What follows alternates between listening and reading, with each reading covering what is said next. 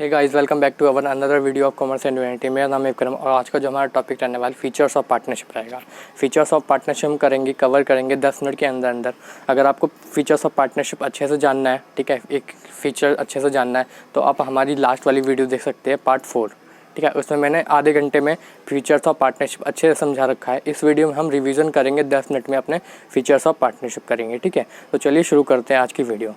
Features of partnership क्या होता है सर? फीचर्स ऑफ पार्टनरशिप कुछ नहीं होता। पार्टनरशिप के जो डेफिनेशन है उसमें जो इंपॉर्टेंट एलिमेंट्स है, जब हम उनको साइड में एक जगह रख देते हैं तो वो क्या बन जाता है? फीचर बन जाता है, ठीक है। जैसे कि पार्टनरशिप का जो फीचर है, क्या पार्टनरशिप की जो डेफिनेशन है वो क्या कहती है? Partnership the relation between persons who have agreed to share profits of the business carried on by all or any of them acting for all. Partnership is the relation between persons who have agreed to share profits of business carried on by all or any of them acting for all.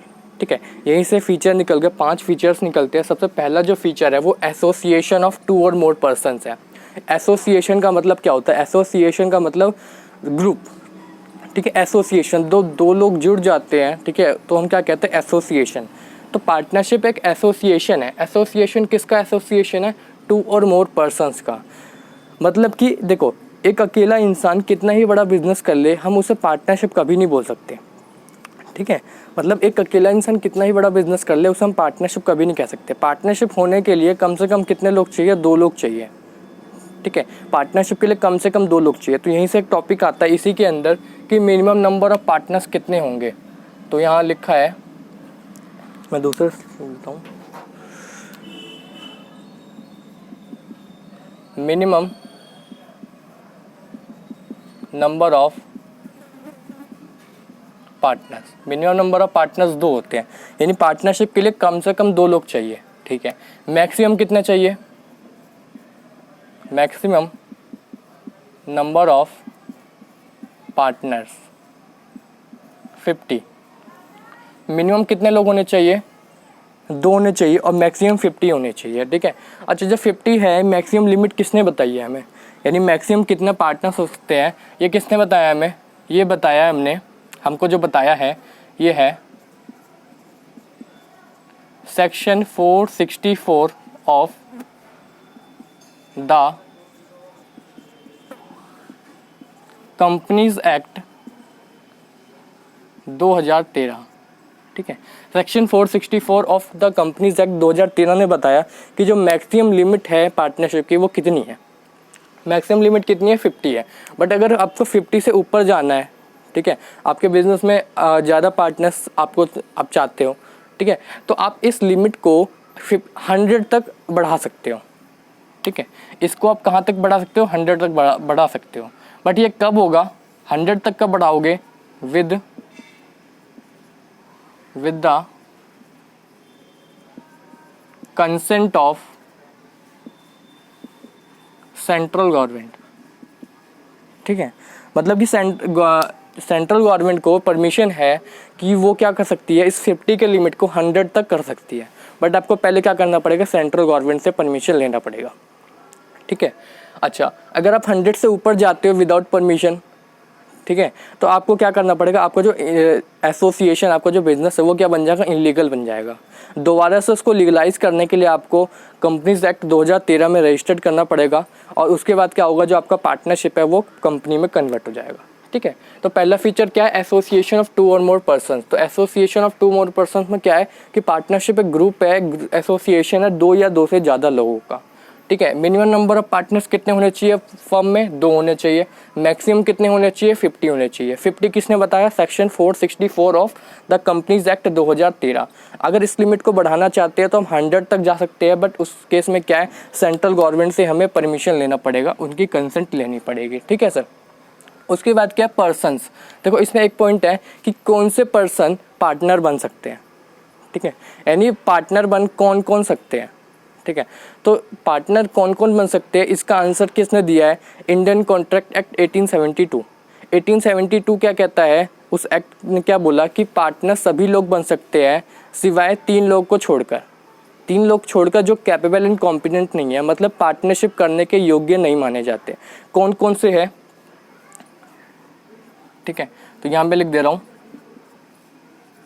According to Indian contract act 1872 every person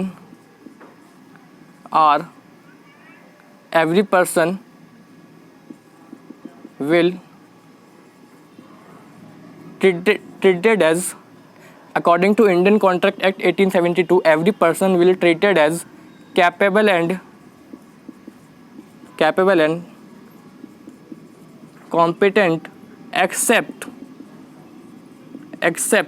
किनको छोड़कर, accept एक तो minor person, दूसरा क्या है, दूसरा है unsound person, और तीसरा कौन सा है, तीसरा है डिस्क्वालिफाइड बाय लॉ।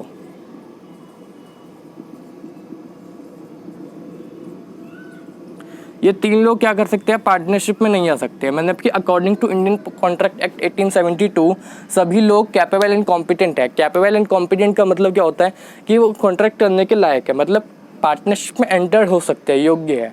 सारे लोग ट्रीट किए जाते हैं कैपेबल एंड कॉम्पिटेंट एक्सेप्ट तीन लोग को छोड़कर। एक तो माइनर पर्सन वो होता है जो बिलो 18 होता है, यानी जिसकी उम्र जो है 18 साल से कम है, उसे हम माइनर पर्सन कहते हैं। तो वो पार्टनरशिप में एंटर नहीं हो सकते, सिवाय एक एक्सेप्शन है। एक्सेप्शन क्या है, हम बेनिफिशियरी केस, ठीक है, वो आपका टॉपिक नहीं है। अच्छा, दूसरा क्या है, अनसाउंड पर्सन। अनसाउंड पर्सन क्या होता है, जो जिसका दिमाग जो क्या है साउंड नहीं है, मतलब जो पागल है, ठीक है, कह सकते हैं वो पागल है, तो वो क्या पार्टनरशिप नहीं कर सकता। अगला कौन नहीं कर सकता, जो डिस्क्वालीफाई है किसी लॉ में, यानी जो किसी लॉ में क्या है डिस्क्वालीफाई है, यानी उस पर कोई केस चल रहा है, ठीक है, उस पर कोई कोर्ट का केस चल रहा है, वो क्या डिस्क्वालीफाई है किसी लॉ में, तो वो क्या कर सकता है, पार्टनरशिप नहीं कर सकता, ठीक है। तो पहला फीचर क्या देखा, एसोसिएशन ऑफ 2 और मोर पर्सन, जिसमें मिनिमम नंबर ऑफ पार्टनर 2 होने चाहिए और मैक्सिमम 50 होने चाहिए। 50 किसने बताया, section 464 of the companies act 2013। But इस लिमिट को बढ़ाना चाहते हो तो हम 100 तक जा सकते हैं with the consent of central government की परमिशन लेकर, ठीक है। उसके बाद क्या है, अकॉर्डिंग टू, अच्छा उसके बाद क्या है कि जो पर्सन होने चाहिए वो कैसे होने चाहिए, कैपेबल एंड कॉम्पिटेंट होने चाहिए। किसने बताया कौन कैपेबल एंड कॉम्पिटेंट होता है, तो according to Indian contract act 1872 every person will treated as capable and competent except 3 लोग छोड़कर, माइनर पर्सन, अनसाउंड पर्सन और डिस्क्वालीफाइड बाय लॉ जो होते हैं, उनको हम पार्टनर नहीं बन सकते, ठीक है। अच्छा, अगला फीचर क्या है, एग्रीमेंट। एग्रीमेंट का मतलब क्या होता है, एग्रीमेंट का मतलब होता है समझौता।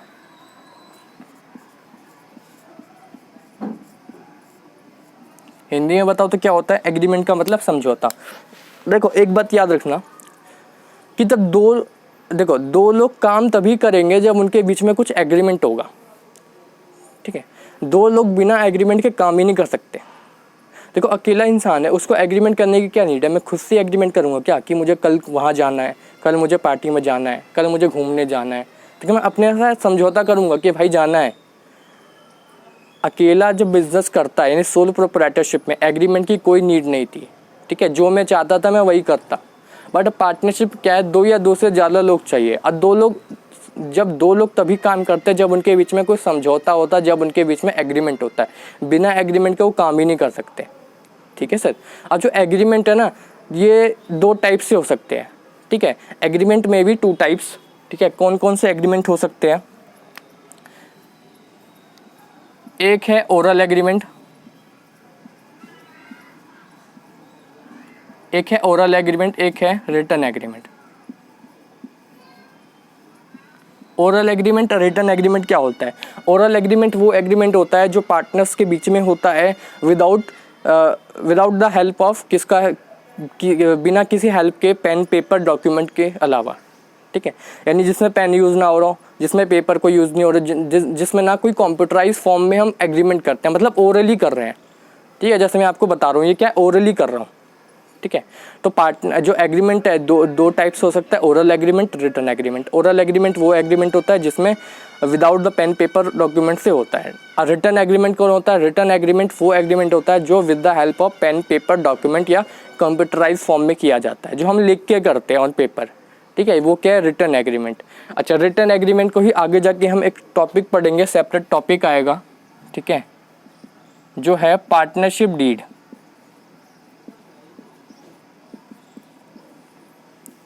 ठीक है। रिटर्न एग्रीमेंट को भी आगे जाके पढ़ेंगे क्या, पार्टनरशिप डीड। पार्टनरशिप डीड क्या होती है, पार्टनरशिप की डीड के एलिमेंट्स क्या होते हैं, ठीक है, वो सारी बातें करेंगे। तो दो हमने फीचर देख लिया, एसोसिएशन ऑफ टू और मोर पर्सन्स, और सेकंड क्या है, एग्रीमेंट। अच्छा, थर्ड क्या है, लॉफुल बिजनेस। लॉफुल बिजनेस का मतलब जो पार्टनरशिप हम कर रहे हैं वो कैसा होना चाहिए, इलीगल नहीं होना चाहिए। यानी बिजनेस कोई भी एक्टिविटी ऐसी ना करे जो क्या है, इलीगल है, ठीक है। मतलब कि ऐसी एक्टिविटी होनी चाहिए, जो बिजनेस होना चाहिए वो लॉफुल होना चाहिए, अनलॉफुल नहीं होना चाहिए। जो एक्टिविटी होनी चाहिए वो लीगल होनी चाहिए, इनलीगल नहीं होनी चाहिए। जैसे मैं आपको पढ़ा रहा हूँ, ठीक है, सर्विसेज प्रोवाइड कर रहा हूँ, ये क्या लीगल है। अब यही कोई इनलीगल काम कर रहा होता तो ये क्या बिजनेस नहीं कहलाता। तो पार्टनरशिप कहलाने के लिए जो आपका बिजनेस होना चाहिए, जो आपका बिजनेस एक्टिविटी परफॉर्म कर रहा है वो क्या होना चाहिए, दे मस्ट बी लीगल, ठीक है। तो लॉफुल बिजनेस में यही है, इतना ही है। अच्छा, अगला क्या, profit sharing ratio. Profit sharing ratio क्या होता है, प्रॉफिट शेयरिंग रेशो को हम शॉर्ट में PSR कहते हैं, ठीक है। तो what is PSR, profit sharing ratio is the ratio, profit sharing ratio is the ratio in which जो पार्टनर्स है, फॉर्म के जो पार्टनर्स है वो क्या करते हैं, अपने प्रॉफिट्स को शेयर करते हैं, ठीक है। देखो, सोल प्रोप्राइटरशिप में एक ही ओनर था, ठीक है, एक ही पार्टनर, एक ही मालिक था, उसे अपने जो प्रॉफिट्स है उसको शेयर करने की नीड नहीं थी। जितना प्रॉफिट्स हुआ उसी का, जितना लॉस हुआ उसी का, जो भी रिस्क है उसी का है। बट अभी क्या है, पार्टनर्स है, पार्टनरशिप फॉर्म है, तो पार्टनरशिप फॉर्म में ज़्यादा लोग होते हैं, दो, कम से कम 2 और मैक्सिमम 50। तो प्रॉफिट से वो कैसे बांटा जाना है, पार्टनर्स के बीच में कैसे बांटा जाएगा, इसका आंसर कौन देगा, इसका आंसर कौन देगा, profit sharing ratio. Profit sharing ratio एक रेशो होता है जो हमें ये बताता है कि पार्टनर्स के बीच में जो प्रॉफिट्स है उसका डिस्ट्रीब्यूशन कैसे होगा, बंटवारा कैसे किया जाएगा। तो प्रॉफिट शेयरिंग रेशो 1:1 हो सकता है, 2:1 हो सकता है, 3:1 हो सकता है, ठीक है, 2:2:1 हो सकता है, कुछ भी हो सकता है, ठीक है। ये क्या होता है, एग्रीमेंट में ही डिसाइड होता है। जब एग्रीमेंट होता है, पार्टनर्स एग्री करते हैं, ठीक है, अलग अलग पॉइंट्स पे अपना कंसेंट देते हैं कि अपनी एग्रीमेंट देते हैं कि ऐसे ऐसे हम करेंगे, उसी में क्या होता है, प्रॉफिट शेयरिंग रेशो भी आता है, ठीक है सर। उसके बाद क्या, business can be carried on by all और any of them acting for all. इसको मैं एक एग्जाम्पल से समझाऊंगा, ठीक है। इसका मतलब क्या हुआ, मैं यहाँ समझा देता हूँ।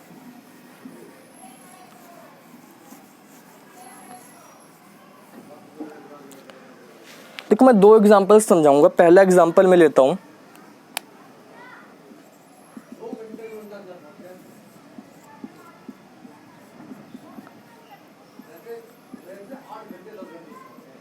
तीन पार्टनर्स हैं,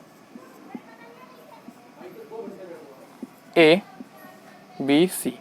इन्होंने क्या करा, इन्होंने एक पार्टनरशिप बिजनेस खोला, ठीक है,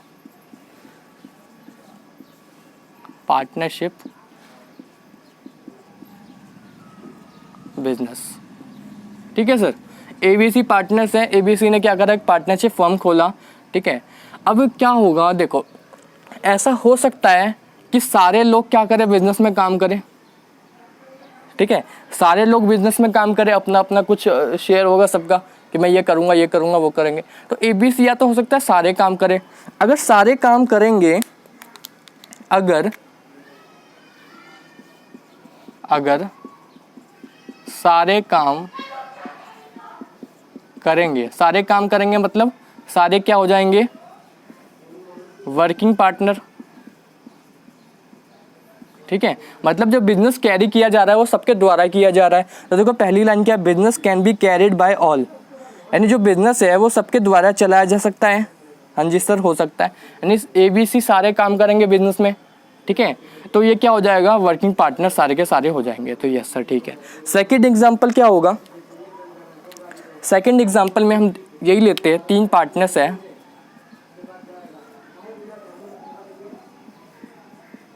A, B, C, ठीक है। इन्होंने फिर से एक बिजनेस स्टार्ट करा है, पार्टनरशिप बिजनेस,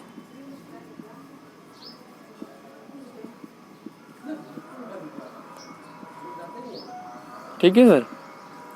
अच्छा, इस बार क्या है, इस बार सारे काम नहीं कर रहे हैं, इस बार सिर्फ क्या कर रहा है, C काम कर रहा है, ठीक है। मतलब कि इस बार जो काम कर रहा है वो कौन कर रहा है, C कर रहा है, ठीक है। मतलब सी काम कर रहा है। अगर सी काम कर रहा है तो सी को क्या बोलेंगे हम? सी को क्या बोलेंगे हम? सी को इस केस में बोलेंगे वर्किंग पार्टनर। ठीक है, सी क्या हो जाएगा? Working partner. और बाकी के जो पार्टनर्स है यानी ए और बी क्या हो जाएंगे हमारे यहाँ पे? ए और जो बी है वो क्या हो जाएंगे? Sleeping partner. इसका मतलब क्या हुआ? जो बिजनेस है वो किसके द्वारा चला जा रहा है? सी के द्वारा चला जा रहा है। देखो क्या लिखा है यहाँ पे फीचर में, और any of them acting for all. Any of them यानी सी कर रहा है, एक्ट कर रहा है, काम कर रहा है, किसके लिए? एक्टिंग फॉर ऑल, सबके लिए काम कर रहा है। ठीक है, तो दो बातें इसमें। जो बिजनेस है, मैंने पहले भी बताया था डेफिनेशन ऑफ पार्टनरशिप में कि जो पार्टनरशिप है, ठीक है, यानी सभी पार्टनर्स का एक्टिवनेस होने की आवश्यकता नहीं है। कोई एक पार्टनर भी सबके बिहाफ में काम कर सकता है। जैसे कि देखो यहाँ पे सी क्या है? सबके बिहाफ में काम कर रहा है, सिर्फ वो काम कर रहा है, उसको क्या बोलेंगे? Working partner. पार्टनर सारे हैं, बिजनेस में पैसा सभी ने लगाया, प्रॉफिट सभी लेंगे, लॉस भी सभी लेंगे, बट जो काम कर रहा है वो एक्चुअल में कौन कर रहा है? सी कर रहा है। ठीक है, तो पहले एग्जांपल में ये देखा, business can be carried on by all. Business सबके द्वारा चलाया जा रहा है। और एनी ऑफ देम, या तो एक पर्सन भी सबके बिहाफ में काम कर सकता है। ठीक है, मतलब कि इसका कहने का मतलब है कि सभी पार्टनर का एक्टिव होने की आवश्यकता नहीं है, कोई एक पार्टनर भी काम कर सकता है सबके बिहाफ में। इसी से यहाँ पे एक रिलेशनशिप आ जाता है। ठीक है, एक रिलेशनशिप आता है जिसका नाम क्या है? एजेंट और प्रिंसिपल का relationship. Agent and principal relationship. Agent और प्रिंसिपल का रिलेशनशिप क्या कहलाता है? एजेंट कौन होता है? देखो प्रिंसिपल कौन होता है? देखो सेकंड वाला एग्जांपल में काम कौन कर रहा है? सी कर रहा है, तो सी क्या हो जाएगा? एजेंट हो जाएगा। सी क्या हो जाएगा? एजेंट। और बी और सी क्या हो जाएंगे? उसके प्रिंसिपल्स। क्योंकि सी काम कर रहा है, उसका जो हेड है, जो देखने वाला है, वो कौन है? ए एंड बी है। ठीक है, तो सी जो काम कर रहा है वो किसके लिए कर रहा है? ए और बी के लिए कर रहा है। देखो लिखा था ना, any of them acting for all, यानी सी जो काम कर रहा है वो सबके लिए कर रहा है, ए के लिए भी कर रहा है, बी के लिए भी कर रहा है, खुद के लिए भी कर रहा है। तो सी क्या हो जाएगा? उस केस में एजेंट हो जाएगा। अब बाकी क्या हो जाएंगे? प्रिंसिपल हो जाएंगे। ठीक है, ये हो गया। अच्छा, फर्स्ट वाले एग्जांपल में देखो सारे काम कर रहे हैं, ए बी सी सारे काम कर रहे हैं। तो जो ए जो काम कर रहा है वो किसके लिए कर रहा है? वो सबके लिए कर रहा है। ठीक है, बी जो काम कर रहा है वो भी सबके लिए कर रहा है, सी जो काम कर रहा है वो भी सबके लिए कर रहा है। तो ए अगर काम कर रहा है तो वो सबके लिए कर रहा है, बी और सी। तो इस केस में क्या हो गया? ए एजेंट हो गया। देखो ए जो काम कर रहा है वो किसके लिए कर रहा है? फर्स्ट एग्जांपल में सारे काम कर रहा है, तो ए जो काम कर रहा है वो किसके लिए कर रहा है? बी और सी के लिए कर रहा है। तो इसमें इस केस में क्या हो गया? इस केस में ये एजेंट हो गया, एजेंट। ठीक है, अच्छा बी भी तो काम कर रहा है, बी किसके लिए कर रहा है? बी ए के लिए कर रहा है और सी के लिए कर रहा है, तो बी क्या हो गया? यहाँ पे एजेंट हो गया। अच्छा सी भी तो काम कर रहा है, सी किसके लिए कर रहा है? ए और बी के लिए, तो सी क्या हो गया? एजेंट हो गया इस केस में। ठीक है सर। अच्छा ए जो काम कर रहा है एजेंट है। अच्छा ए भी तो अपना काम करवा रहा है किसी से, बी और सी क्या कर रहा है? वो भी काम कर रहा है। तो इस केस में ए क्या हो गया? उसका प्रिंसिपल हो गया। अच्छा उसके बाद क्या देखा था कि बी क्या था हमारा? देखो ए काम कर रहा था, ए काम किसके लिए कर रहा था? बी और सी के लिए। तो इस केस में बी क्या हो गया? प्रिंसिपल भी हो गया। इसका मतलब है कि सभी पार्टनर्स प्रिंसिपल भी होते हैं और साथ में क्या होता है? एजेंट भी होते हैं। ठीक है, मतलब partners are both agent as well as principal. एक क्वेश्चन आएगा MCQ 1 मार्क का कि पार्टनर कौन होता है? एजेंट होता है, प्रिंसिपल होता है, दोनों होता है या कुछ नहीं होता? तो पार्टनर क्या होता है? एक दूसरे का एजेंट भी होता है, एक दूसरे का प्रिंसिपल भी होता है। इसका मतलब कि अगर कुछ एजेंट कुछ गलत कर रहा है तो उसके साथ में क्या होगा? प्रिंसिपल भी बाउंड होगा। सभी पार्टनर एक दूसरे से बाउंड होते हैं। ठीक है, ये लॉ की भाषा है। ठीक है, आपके 12th में भी पता नहीं है कि नहीं है। ठीक है, तब भी आप समझ लो कि जो सभी पार्टनर्स एक दूसरे के एक्ट से, एक दूसरे के कामों से बाउंड होते हैं। अगर एक पार्टनर ने कुछ गलत करा तो दूसरा पार्टनर भी क्या होगा? उसमें इन्वॉल्व होगा। ठीक है, तो आज मैंने करा है फीचर्स ऑफ पार्टनरशिप क्या होता है। ठीक है, पार्टनरशिप के फीचर्स क्या कितने होते हैं, क्या होते हैं, सब कुछ मैंने बता दिया। वीडियो 10 मिनट की थी, फिर भी 20 मिनट की बन चुकी है। ठीक है, क्योंकि मेरे को ऊपर से आता नहीं है करवाना। ठीक है, मैं रिवीजन भी कराता हूँ तो अंदर घुस जाता हूँ। ठीक है, कोई बात नहीं। ठीक है। अगर आपको हमारी वीडियो अच्छी लगती है, ठीक, अगर आपको हमारा कंटेंट अच्छा लगता है, ठीक है, कॉन्सेप्चुअली लगता है, तो आप हमारी वीडियोस को लाइक करें, ठीक है, अपने दोस्तों में शेयर करना ना भूलें, ठीक है, ताकि क्या होगा, उनके भी कॉन्सेप्ट क्लियर हो जाएंगे सारे, ठीक है। और ठीक है, लाइक करें, शेयर करें। अगर आपको कोई भी डाउट आता है, ठीक है, तो आप वीडियो के नीचे कमेंट सेक्शन में आप अपना क्वेरी पूछ सकते हैं, ठीक है। फिर भी आपको अगर व्हाट्सअप से पूछना है, पर्सनली कुछ पूछना है, तो आपको मैंने नंबर भी दे रखा है, ठीक है। Ask query by VP at, जो नंबर है मेरा 7290911338, ठीक है सर। कोई भी क्वेरी आप पूछ सकते हैं व्हाट्सएप से, ठीक है। हमारा चैनल सब्सक्राइब कर ले, ठीक है, एंड बेल आइकन भी प्रेस कर ले, सो डैट जब भी हम कोई लेटेस्ट वीडियो ऐसे ही डालेंगे, इंटरेस्टिंग वीडियो, कॉन्सेप्चुअली वीडियो, ठीक है, तो आपको उसकी नोटिफिकेशन क्या हो जाएगी सर, मिल जाएगी, ठीक है सर। मिलते हैं नेक्स्ट वीडियो में। नेक्स्ट वीडियो में स्टार्ट करेंगे पार्टनरशिप डीड क्या होती है, ठीक है। अच्छा, पार्टनरशिप डीड से पहले हम करेंगे पार्टनर्स के राइट्स क्या होते हैं। 5 मिनट का टॉपिक है वो। उसके बाद हम स्टार्ट करेंगे अपना partnership deed. Partnership deed most important lecture है, ठीक है, उसको आप ज़रूर देखें, ठीक है सर। मिलते हैं नेक्स्ट वीडियो में, तब तक के लिए बाय बाय, ठीक है। चैनल सब्सक्राइब कर ले, वीडियो को लाइक कर ले, अपने दोस्तों में क्या कर ले, शेयर कर ले। Okay sir, thank you.